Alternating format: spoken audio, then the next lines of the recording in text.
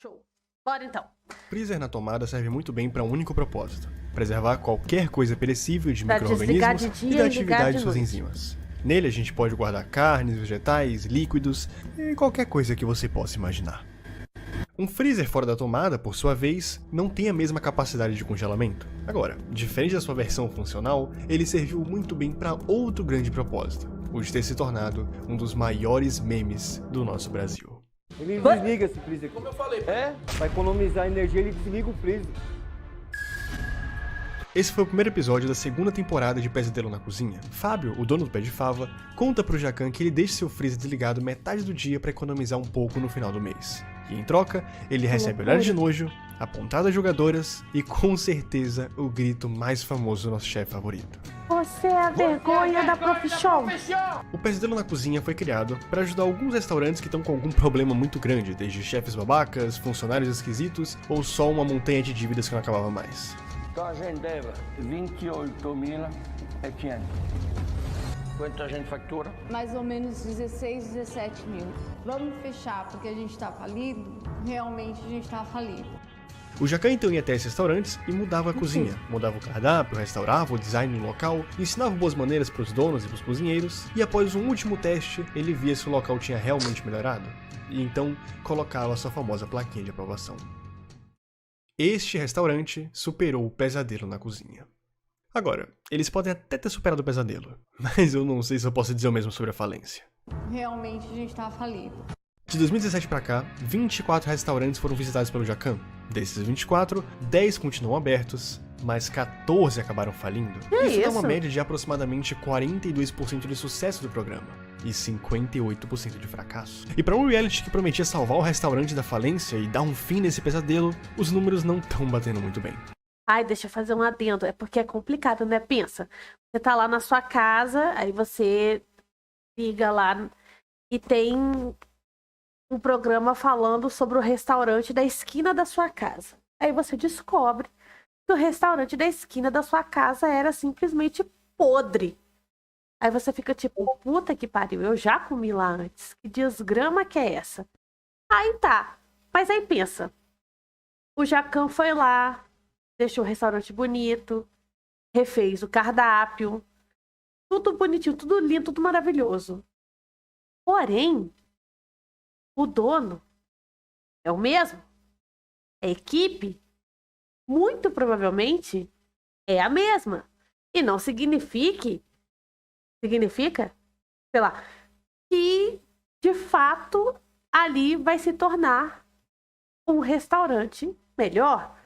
No sentido de que, não esteticamente, mas de fato que a comida vai ser boa, que o atendimento vai ser bom e principalmente que aquela nojeira que a gente viu no começo não significa que aquilo acabou. Muito pelo contrário. Aquilo ali pode continuar. Por que mudaria? Afinal de contas, né? Aí eu falo eu pessoalmente. Eu não iria, não. Não iria, mas não iria mesmo. Imagina, você descobre que o dono é simplesmente um porcão. De forma alguma. Nunca nessa vida. Sei lá, né? Não sei se faz sentido. Mas eu penso assim. Porque, cara, você tá ali vendo. Ai, o cara descongela, desliga o freezer de dia e liga de noite, sei lá, ou o contrário. Tá, e aí? O que garante que depois que o programa acaba, que não tem mais câmera, que ele parou de fazer isso? Nada garante. E aí é que tá. Não dá pra saber se eles mantêm um padrão de higiene. Comer fora é um negócio complicado. E muitas dúvidas acabaram passando pela minha cabeça quando eu percebi todos esses dados. Sabe, por que os restaurantes fechavam? O que acontecia com as pessoas que trabalhavam ali? Mas nenhuma dessas dúvidas era tão gritante quanto por que Pesadelo na Cozinha é um fracasso. Nossa, gente, meu último dia aqui, acho que o pesadelo começou para mim, não para ele. Mas eu deixei um restaurante, parece uma Fórmula 1, só ele pilotar agora com a equipe.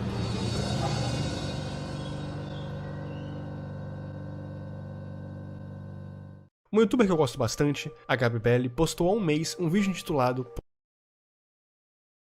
Mas realmente, às vezes tem algumas coisas. O problema do restaurante é financeiro ou o problema do restaurante é de higiene? Cara, na maioria das vezes, por mais que tenha um problema financeiro, tem questões gravíssimas de higiene. Tem umas coisas que você fica tipo, mano, isso aí não é financeiro, não. Isso aí. Assim. Por que Kitchen's Nightmare foi um fracasso? Nesse vídeo, ela analisa todos os restaurantes em que Gordon Ramsay passou durante o reality e percebe que 80% deles não existiam mais atualmente. Ou tinham apenas fechado, ou como a maioria, tinham falido. Kitchen's Nightmare tinha uma taxa de sucesso de apenas 20%. Após isso, eu tinha ficado curioso. Não é surpresa pra ninguém que o nosso Kitchen's Nightmare brasileiro é o Pesadelo na Cozinha. Não só pela tradução literal do título, mas porque a Band realmente comprou os direitos do reality. E se o Gordon Ramsay, com 11 estrelas Michelin, sendo um dos 10 maiores chefes do mundo, conseguiu ter uma taxa de sucesso tão merda, eu quis saber o que o nosso Eric Jacan tinha conseguido durante esses 5 anos. Claro, vocês já tiveram algum spoiler pela introdução do vídeo. A situação de Jacan parece menos alarmante que a de Ramsay, mas calma que eu vou tentar fazer uma investigação um pouco mais completa. E entender por que parece que nenhum reality show que segue essa fórmula Kitchen's Nightmare realmente parece funcionar. Como é que a gente faz agora? Claro que existem milhões de motivos para um restaurante falir, né? Para um negócio falir de certa forma. Só que no contexto do Pesadelo na Cozinha, eu creio que o motivo pelo qual mais da metade dos restaurantes não conseguem vingar são providos de 4 problemas. O primeiro problema que eu escrevi na minha cola são os restaurantes que pedem ajuda já estão com problemas. As pessoas às vezes esquecem que quando o Jacan chega com sua equipe do Pesadelo na Cozinha naquele restaurante, é porque ele já tá numa cova, ele já tá num poço muito fundo. Ninguém chama o Jacan quando o restaurante tá muito bom. Por exemplo, o restaurante Saia de Padre, que foi um restaurante que apareceu na primeira temporada do programa, ele chamou o Jacan, claro, tinha muito problema de comida, tinha muito problema de funcionário, mas o maior problema era que eles precisavam chamar gente nova porque eles precisavam pagar uma dívida que tava se acumulando pra caramba. E isso até resultou depois no final do restaurante, enfim, mas... dívidas são problemas, chefes cabeça dura são problemas, falta de dinheiro para investimento são problemas. Então sempre que o Jacan vai num restaurante, ele vai num restaurante que tá fadado ao fracasso. Então, por mais que o Jacan queira fazer um milagre, por mais que o Jacan vá com investimento, vá com dinheiro, vá com toda a sabedoria de um chefe profissional, você tem que pensar que ele tá indo num lugar praticamente acabado. E isso muda o resultado. Porque se ele fosse ajudar um restaurante novo, que não tem problemas em si, né, não tem aqueles problemas velhos, assim, eles só querem melhorar, o resultado provavelmente seria muito mais positivo pro Pesadelo do que é nessa forma. Então, ajudar restaurante falido, ajudar restaurante que já tá sofrendo há muito tempo, é difícil.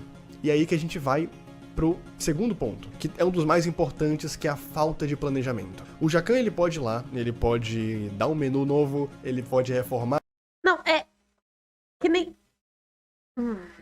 É complicado, porque a ideia é muito boa. Porque, por exemplo, eu acho que o problema é a exposição exagerada. Tipo assim, se o cara é nojento, mostra muito a nojeira. Se ele é grosseiro, mostra muito a grosseria dele. E isso, a gente assistindo, isso vai entrando na nossa cabeça. A gente fica, porra, caceta, como assim?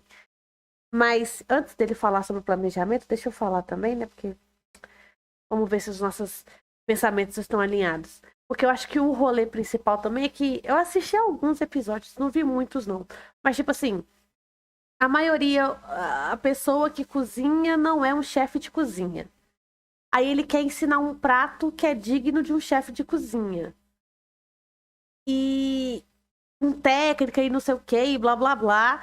E a questão não é nem a pessoa, porque a gente pode aprender qualquer coisa nessa vida. O problema é, ensina mesmo? Ensina direitinho, bonitinho, a fazer aquilo, a fazer aqueles pratos? Ensina a gerir um restaurante? Ensina um pouco de economia? Ensina? Ou só vai lá e reforma por fora e é isso mesmo, um beijinho e tchau? Porque também tem isso, né? Porque uma coisa é ensinar, outra coisa é falar, faz isso aqui, ó, que vai dar certo. Ah, sei lá. A cozinha, colocando todos aqueles aparelhos da Philips, ele pode mudar o design da logo, ele pode fazer tudo. Tudo estético, tudo de fora, tudo perfeito para que um restaurante funcione bem. Agora, se a sua cabeça não mudar, né, se a cabeça do dono não mudar, não tem como. Uma coisa que tinha muito em Kitchen's Nightmare, que era o programa do Gordon Ramsay, que eu sinto que se repetiu em alguns episódios desse programa do Jacquin, é que tem muito dono cabeça dura. Muito dono que não quer mudar de jeito nenhum a sua abordagem. Se ele quer fazer a coisa portuguesa dele, ele vai fazer os pratos portugueses dele da forma ruim, porque eles não são portugueses. E você até pode perguntar por que você tá fazendo prato português se você não é português, porra. É um restaurante de que tipo de comida? O restaurante tem uma especialidade que é a comida portuguesa. Mas você não é português? Ah, eu acho que eu vi esse. Por que você continuou o restaurante português? Daí o Jacquin até pode tentar mudar o cardápio, até pode tentar mudar a forma que as coisas funcionam, mas se o chefe é um mala sem alça, se o chefe é um babaca e ele não quer mudar, não tem o que aconteça. O que mais me surpreende é um cara que nunca conseguiu sustentar um restaurante querer falar alguma coisa. Nunca conseguiu sustentar um restaurante. E se for um funcionário que não é tão importante como aquele do episódio do Hookers, em que o cara simplesmente sumia do nada pra fumar ou só pra fugir, ele pode ser demitido. E ele foi demitido, né? Até mostra depois que ele é demitido. Só que quando é o dono do restaurante, que é a cabeça dura, aí não tem muito o que fazer. Porque por mais que o Jacquin dê a faca pro cara cortar o pão, se ele achar que a melhor maneira de cortar um pão é usando um garfo, como é que você vai mudar isso? Não dá. O terceiro ponto, que eu acho que esse já é um ponto geral, não tem nada a ver com o restaurante em si ou com as abordagens do Jacquin, foi, obviamente, a pandemia. O programa do Jacquin, na primeira temporada, saiu em 2017, a segunda saiu em 2019, e se eu não me engano, a terceira temporada saiu agora, no meio da pandemia, em 2021. A primeira e a segunda leva dos episódios do Jacquin aconteceram todos pré-pandemia. Então tudo que o Jacquin fez, todos os planejamentos, a reforma, todo o design, toda a ideia do cardápio, foi feita para ser consumida no restaurante. Pelo que eu lembro, depois que a pandemia estourou, né, e todo mundo teve que ficar em lockdown, todo mundo teve que ficar em casa, teve vários relatos, tanto de gravações que a própria Band fez no canal oficial dela do Pesadelo na Cozinha, ou até mesmo em portais de notícias, do pessoal falando que eles não estavam preparados para isso, não estavam preparados para ter que arcar só com delivery, só com iFood e não ter mais aquele espaço físico. Porque assim, não vou falar 100%, mas 90% daqueles restaurantes alugavam aquele local gigante porque eles não tinham dinheiro para comprar, né? Muitos restaurantes sofreram com a pandemia e, se eu for ver aqui, mais da metade fechou por causa da pandemia. Dos 14 restaurantes que fecharam, eu digo com facilidade que uns 10, 11 fecharam só por causa da pandemia. E dos preços que aumentaram porque o dólar disparou nesses últimos 2 anos, a falta de clientes porque o número de consumidores diminuiu, não só por causa da pandemia, mas por causa do poder de compra das pessoas que realmente está diminuindo. É só você, pessoa que está me vendo, classe média, parar e se perguntar qual foi a última vez que você foi num restaurante. E se você foi recentemente, qual foi a última vez antes dessa que você foi recentemente, eu não vou e você vai ver que você tem restaurante. indo muito menos do que você ia, sabe? Eu costumava, Lugar na minha nenhum, na infância, real. quando eu era um pouco mais novo, e Cara toda do semana, menino. como se fosse um prêmio da semana, sabe? Chegava uma sexta-feira, a gente ia comer uma pizza, a gente ia numa churrascaria almoçar, e hoje eu consigo perceber que eu quase não saio. E quando eu saio é por minha conta, porque tá caro. Um prato de carne de, sei lá, 150 gramas tá custando 80, 90 reais. Um prato pra 3 pessoas custa 240 reais. E nem é tão chique, sabe? Eu não tô nem indo nos restaurantes super chiques, é só tipo. Não, mas onde que esse cara mora? Tá caro, mas porra, Então tá tudo muito 240? caro. E isso afasta cliente, isso faz restaurantes não muito preparados acabarem indo de vala. Foi o que eu falei. Planejamento é tudo, e se você não tem planejamento, você acaba se ferrando. Tem um restaurante aqui, por exemplo, que é o Joca's Grill, que, se não me engano, ele foi ao ar, ele foi o penúltimo episódio da segunda temporada. E ele era uma coisa focada em carnes, ele era focado no grill, né, na questão do churrasco em si. E ele fechou por causa da pandemia, ele tentou fazer iFood, delivery, mas não funcionou. E depois disso, ele começou a focar só em entregar marmitas fitness. Ou seja, ovo, mudou frango, 100%. batata doce. E aí ele criou a Descomplicou, se eu não me engano. Tem até o Instagram deles aí, eu vou estar colocando se eu tiver encontrado. Então assim, muita gente mudou, sabe? Muita gente mudou pra poder se adequar à pandemia porque ela foi muito forte. E nem todo mundo conseguiu se aguentar. Infelizmente. Ele faz umas pausas mó dramaticona. Existe uma Muito pesquisa feita aqui no Brasil, vou colocar ela na tela, que diz que sem planejamento, de cada 10 restaurantes, 5 fecham as portas em menos de 2 anos. Meio que tem esse consenso. Ai, mas eu acho que é pra tudo na vida, né? Se você não tem um planejamento, se você não se organiza, se você não pensa pelo menos um pouco naquilo, a probabilidade de dar errado, cara, é muito grande.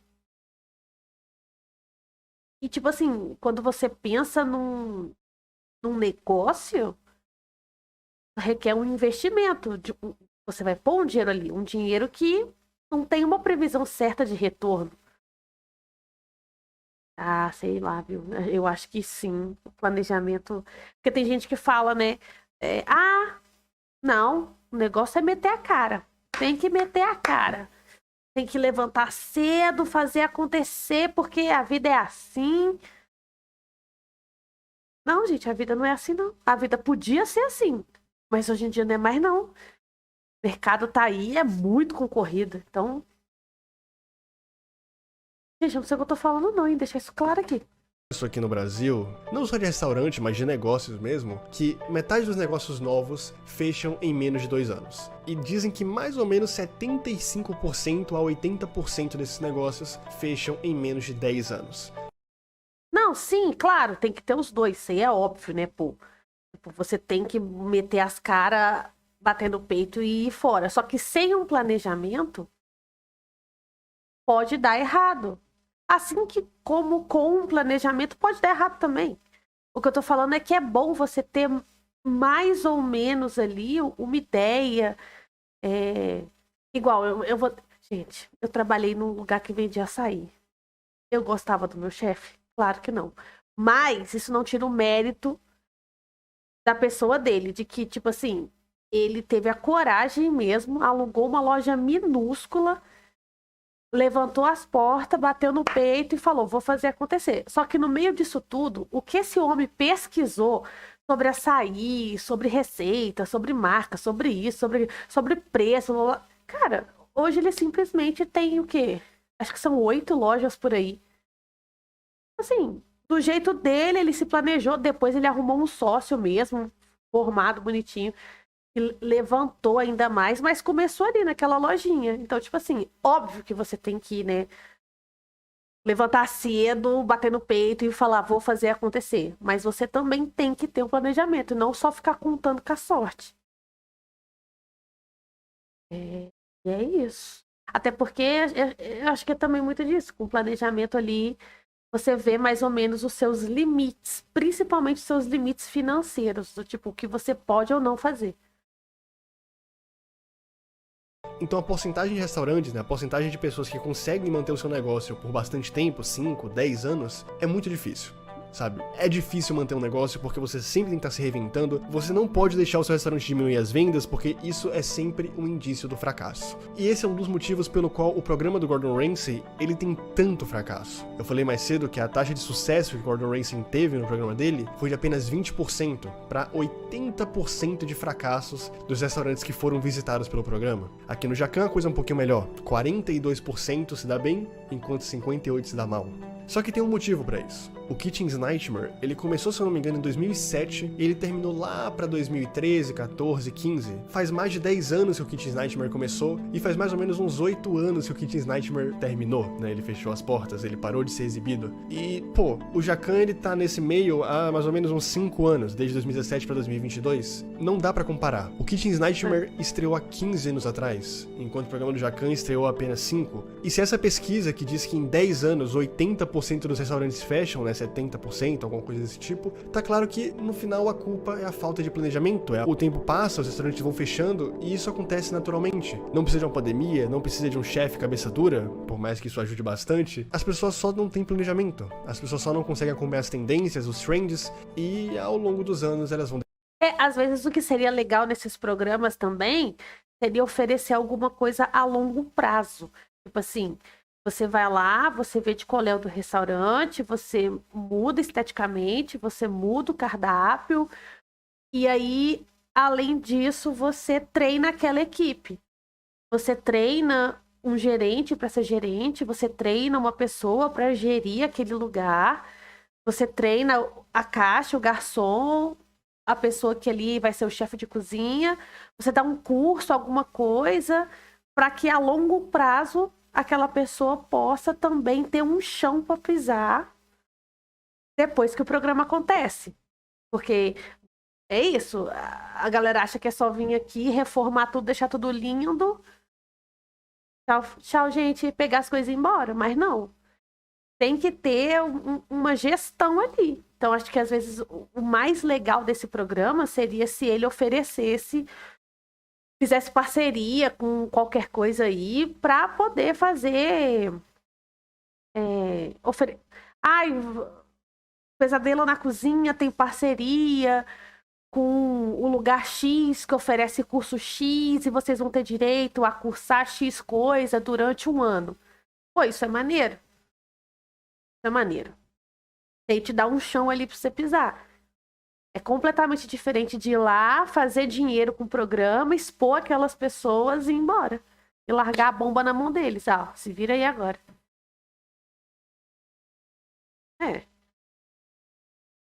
Decaindo. Então, por mais que o Jaqen ele tenha uma porcentagem melhor que o Gordon Ramsay, eu sinto que isso é tudo questão de tempo, sabe? Se o Pesadelo na Cozinha realmente durar mais 10 anos, a gente provavelmente vai ver todos esses restaurantes que estão aqui fechados. Ou se não todos, a maioria. Tem muito restaurante aqui que tá aberto, mas é muito ruim. Eu até separei um aqui, da primeira temporada, que é o La Parrilla Argentina, que ele tá aberto, só que todas as análises, ou se não todas, a maioria das análises, mostram que ele não melhorou nada. Então assim, tem até mesmo alguns restaurantes que continuam abertos, mantendo tudo que eles fizeram antes do Jaqen, né, errando em tudo, mas por algum milagre eles continuam e eles não faliram ainda. E aí eu te pergunto, será mesmo que um restaurante com nota baixa, que pessoas não gostam de ir e que parece que não aprendeu nada com o programa, ele vai durar mais 10 anos? A gente não tem uma bola de cristal, a gente não pode prever o futuro, mas alguma coisa me diz que não vai. E a maioria não vai. A maioria dos programas da primeira temporada fecharam. E se a gente for separar os restaurantes que fecharam e os que estão abertos em cada temporada, a gente vai perceber que a quantidade de restaurantes fechados, ele tá muito mais comprimida na primeira temporada do que tá na terceira, justamente por causa do tempo. Então, por exemplo, na primeira temporada, a gente teve 13 episódios. Dos 13 episódios, 10 foram restaurantes que faliram e apenas 3 foram restaurantes que se manteram. Já na segunda temporada, a gente já tem uma coisa reversa. Teve 7 episódios e desses 7, 3 fecharam, só que 4 se manteram abertos. E na terceira temporada, a gente já teve 4 episódios apenas e desses 4, apenas um restaurante fechou. E esse que fechou, ele foi comprado pelo Jaqen, que foi o episódio do Savá, porque o dono morreu. Eu vi esse episódio. Me ligou no Jaqen. Meu pai foi embora, ó. Agora, se está interessado, a gente não vai ficar com isso, a gente vai fechar o restaurante. A gente vai entregar o ponto, a gente vai fechar. Mas tudo bem, vamos conversar. Eu fiz um acordo com ele, a gente pegou o restaurante. Essa questão do tempo é muito importante, é realmente muito importante. Há 5 anos atrás, a maioria fechou. Há 1 ano atrás, nada fechou ainda. E eu garanto pra você que daqui a uns 5, 10 anos, a gente vai olhar o Mama Júlia, a gente vai olhar o Estrela de Roma, a gente vai olhar a Quintanda e talvez não esteja mais aberto. E não é culpa do Jaqen, mas é um fato. A maioria fecha e você precisa ter muito planejamento pra não deixar isso acontecer.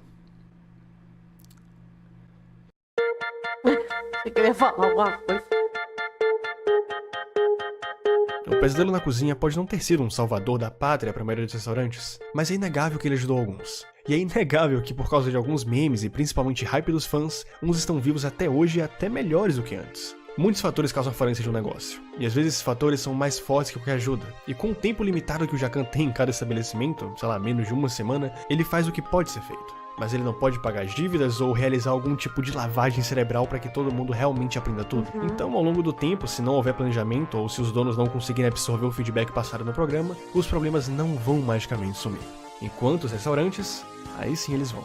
Não tão magicamente, mas vão. Então, respondendo a pergunta do título, o Pesadelo na Cozinha é um fracasso porque não dá pra ter controle de tudo. E seja a pandemia que varre uma economia inteira por 2 anos, ou um dono cabeça dura que não aceita nada, às vezes as coisas falham mesmo. Às vezes precisa falhar pra que a pessoa volte melhor. Pra que a pessoa volte com mais conhecimento e não erre como da última vez. Porque errar em si faz parte. Agora, o que você vai aprender com esse erro, essa sim é a parte mais difícil.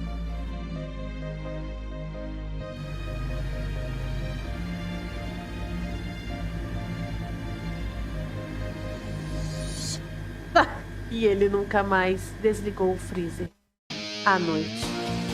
Só de dia.